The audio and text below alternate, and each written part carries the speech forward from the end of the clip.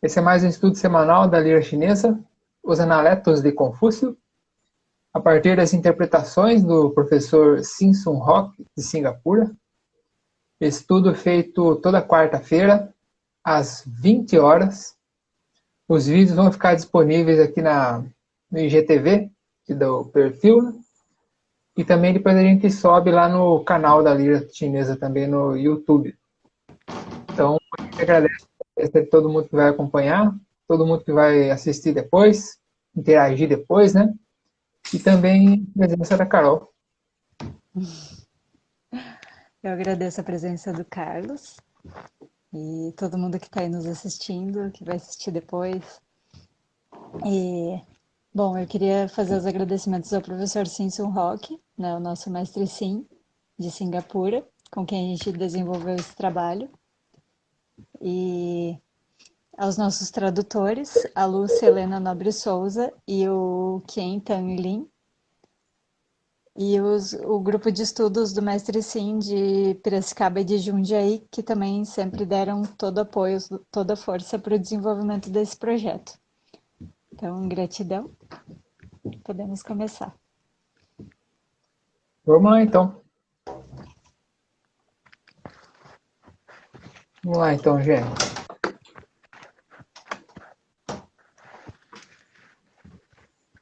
Eu só ajustar aqui pra gente.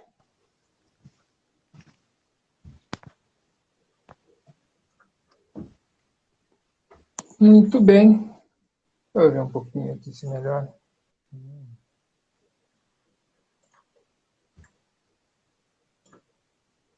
Vamos lá. Quando o mestre estava no estado de Chang, Confúcio disse: Vamos retornar, vamos retornar. Os jovens do nosso estado estão cheios de ímpeto. Têm talentos brilhantes, mas ainda não sabem como usá-los. Bom, a explicação do mestre Sim para essa frase, o mestre Sim pergunta, né, por que que o Confúcio está dizendo isso? Né, daí ele mesmo responde, porque naquela época ele estava, o Confúcio, né, o Confúcio estava no estado, no país de Shen, Chang, Shen. E o país de Confúcio era Luguo. Isso significa que ele estava muito distante da sua própria terra natal. Ele foi para todos os países para transmitir o Tao. O ideal do Confúcio era que todos os reis de todos os países conseguissem utilizar o Tao. Porém, em todos os países, ninguém estava aceitando o Tao de Confúcio. Então ele falou: é melhor nós voltarmos, precisamos retornar, porque na minha terra natal há muitos jovens que têm um temperamento muito direto, que são muito francos. São pessoas de muito conhecimento, de muito talento e de muitos ideais. Porém, isso ainda precisa ser cultivado. Nesse contexto, o Confúcio achou que seria melhor voltar para sua terra natal e cultivar o Tao junto com as pessoas de lá, que têm muito potencial. Então, a explicação do mestre Sim para essa frase vai até aí. Eu fiz um comentário pessoal também, vou ler para vocês. Bom, o meu comentário pessoal é que o que eu tenho visto, assim, nos vídeos que eu assisto, né, documentários que eu assisto sobre o Confúcio, é que ele saiu do seu país, né, não porque ele quis sair, ele saiu porque ele não era, chegou um momento em que ele não era aceito por algumas pessoas de influência. Né? Essas pessoas parece que tinham alguns interesses diferentes, né, daqueles ensinados, daqueles conhecimentos de virtude ensinados por Confúcio.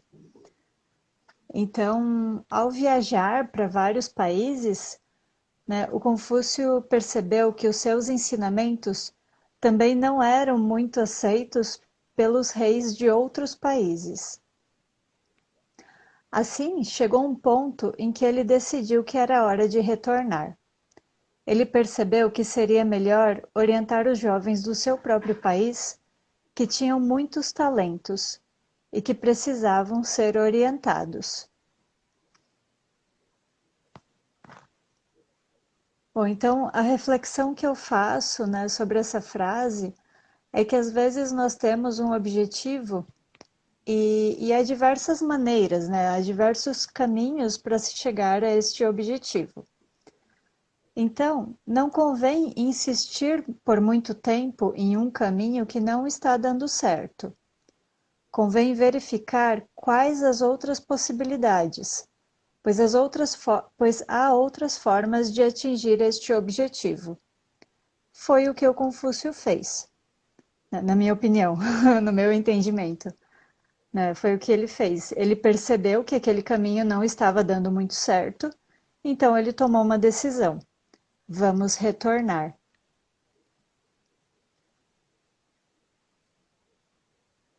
Pensando aqui, mas pode até ser que isso, quer dizer, com certeza isso também faz parte da... Seria um retorno, mas seria uma continuação também, porque toda essa viagem que ele fez, né, acumulou muito aprendizado, muito conhecimento também. Então seria um retorno, mas uma continuação desse caminho ao mesmo tempo. Bom, é interessante perceber que ele escolhe voltar, quando ele escolhe voltar, né, quando ele escolhe retornar, ele escolhe voltar para qual lugar? Ele escolhe voltar para o seu próprio país, para a sua própria terra natal. Isso é muito coerente com uma outra frase dos Analetos, que ela diz assim: os antigos virtuosos, quando desejavam tornar claras e propagar as maiores virtudes no mundo, colocavam seus estados, né, seus estados ou seus países, colocavam seus estados em ordem apropriada. Antes de colocar seus estados em ordem apropriada, eles regulavam as suas famílias. Antes de regular as suas famílias, eles cultivavam a si mesmos. Quando eles mesmos tiveram sido cultivados, suas famílias se tornaram reguladas. Quando suas famílias tornaram-se reguladas, seus estados foram colocados em ordem apropriada. Quando seus estados foram colocados em ordem apropriada, então o mundo inteiro tornou-se de paz e felicidade. Então, com base nessa frase, né, não faria sentido ele escolher qualquer outro lugar diferente da sua própria terra natal, né, para propagar a sua educação de virtudes, né, para que a partir de lá ela pudesse ser propagada para o resto do mundo. Então, meu comentário pessoal vai até aqui, Carlos. Muito bem. Vou fazer um comentário aqui também. Comentário hoje, vou fazer um negócio um pouco diferente aqui, que é o seguinte. Deixa eu só regular para a gente aqui. Muito bem. Então, vou fazer o seguinte. Eu não vou comentar a frase hoje. Hoje eu vou deixar passar. Vou detalhar tudo aí, enfim, né? Vou fazer outra coisa. Vamos saber um pouquinho sobre... Vamos olhar um pouco o mapa. Dois mapas. Um mapa da época e um mapa de hoje. Então, só para a gente ter uma ideia mais ou menos de onde que seria ali mais ou menos o estado de Lu e onde que seria mais ou menos o estado de Chang. Então, vamos lá. Vocês têm uma ideia, assim, penso eu, né, para a gente calcular mais ou menos essa distância, para a gente saber mais ou menos a complexidade dos estados da época do Confúcio, para a gente perceber que o negócio não é vazio. Tipo, antes tinha um vilarejozinho aqui, eu tô ali, e acabou a China já, né? A gente vai perceber aí que o negócio é meio um pouquinho mais complexo aí. E também de hoje, de fazer uma comparação, né, de como é que o que tá, onde está o que hoje, né? Tipo, hoje o estado de Lu está mais ou menos perto da onde ali, enfim, né? Aí vocês vão olhando no mapa lá depois, só para a gente ter uma ideiazinha. Então, vamos lá. Então a gente vê aqui que hoje em dia, por exemplo, aqui, ó, onde que seria aqui, hoje é Beijing, né? Beijing aqui. Então a gente se olhar no mapa mais, né, mais assim, vamos botar aqui, mais grandinho, a gente vê que está lá em cima, né? Daí a gente vai aproximando aqui, ó, o tá mais embaixo aqui, ó, tá? Mais pro litoral aqui, ó. Tá vendo, gente? Era mais pro litoral aqui. Então, Confúcio foi saindo de Lu. Onde é que tá Tian ali, ó? Então, aqui, mais ou menos, ó, Lu, estado de Lu.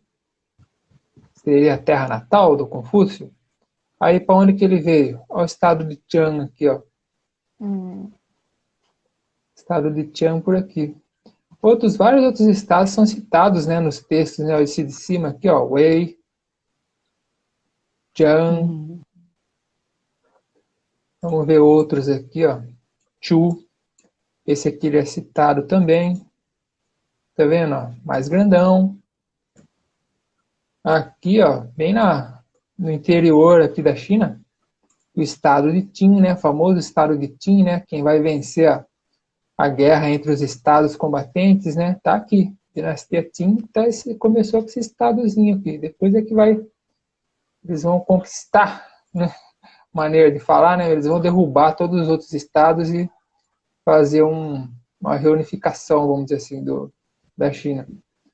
Aí hoje, mais ou menos hoje em dia, esse seria o de hoje em dia, né? Mais ou menos. Vocês têm uma noção aí de onde está o estado de Lu ali, né? Em relação a Beijing, por exemplo. Então aqui na época, esse aqui é um mapa da época. Vocês podem ver aí, ó. Então, é um monte, o negócio é complexo, tá vendo, gente? Então, por exemplo, o estado de Lua, ele está aqui, não sei se vocês estão vendo balançando a flechinha, estado de Lua aqui, então vocês podem ver um monte de cidade para lá e para cá. E o Chang, onde é que ele está? Aqui embaixo. Então vocês podem ver que o negócio é mais complexo do que parece. Tem cidade para todo lado. Tá vendo, gente? Esse aí é mais ou menos o mapa da época, né? Ali da dinastia Zhou, tudo mais. Você vê que o negócio é complexo. Complexo. O que eu quero dizer com isso hoje? Aqui para a gente dar uma ideia aí. É só para a gente saber que essa pessoal aí que a gente chama assim de o pessoal da antiguidade, a gente usa mais ou menos esses termos, né? Em história, por exemplo, né? A história antiga, a história medieval, a história moderna, sempre falando assim com aquelas ideias ali que a gente aprende da história europeia, né? No caso da China aí tem outros nomes, né? A dinastia Zhou, a época das primaveras e outonos, seria mais ou menos o período do Confúcio, depois os estados combatentes, a dinastia Qin, a dinastia Han. Então tem todos os nomes aí que eles mesmos vão dando, né? Então, uma coisa que eu queria ressaltar aqui hoje é que esse pessoal das antigas, vamos dizer assim, lá das antiguidades e tudo mais, esse pessoal aí, eles não, assim, não é só a gente hoje em dia que anda para lá e para cá, viaja para lá e para cá. Hoje em dia tem avião, tem não sei o que, tudo mais. Mas aquele pessoal lá, eles rodavam para lá e para cá também. Eles não ficavam quietinhos ali na cidade deles, ali pensando o mundo ali, no caso Confúcio, né? O que ele fala nos Analectos, o que ele propõe para a gente, as ideias dele. Aquilo ali não é resultado de alguém que ficou ali na cidade dele só, ou no viralejo, na cidade dele somente, né? Uma pessoa diferente, por exemplo, do que a gente vê, por exemplo, o caso do Sócrates. Lá na Grécia, né, o Sócrates é uma pessoa que, pelo que consta, ele não saiu muito né, da cidade dele, não. Então, no caso do Confúcio, é uma pessoa que rodou para lá e para cá.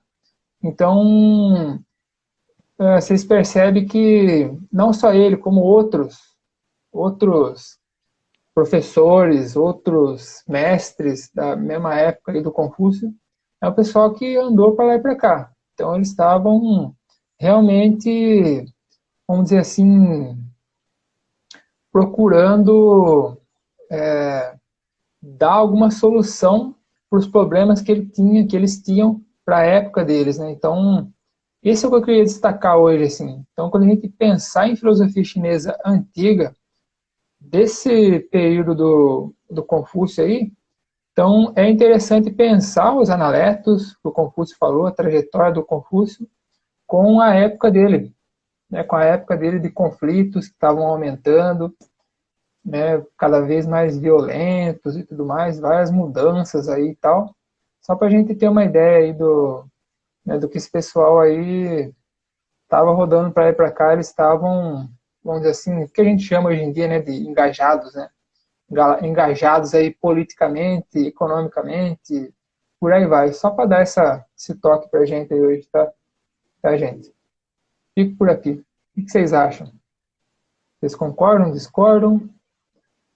Não falei alguma coisa que era para ter falado? Fico por aqui hoje.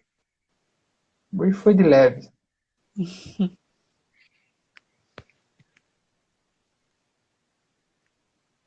O pessoal tá tranquilo hoje, né?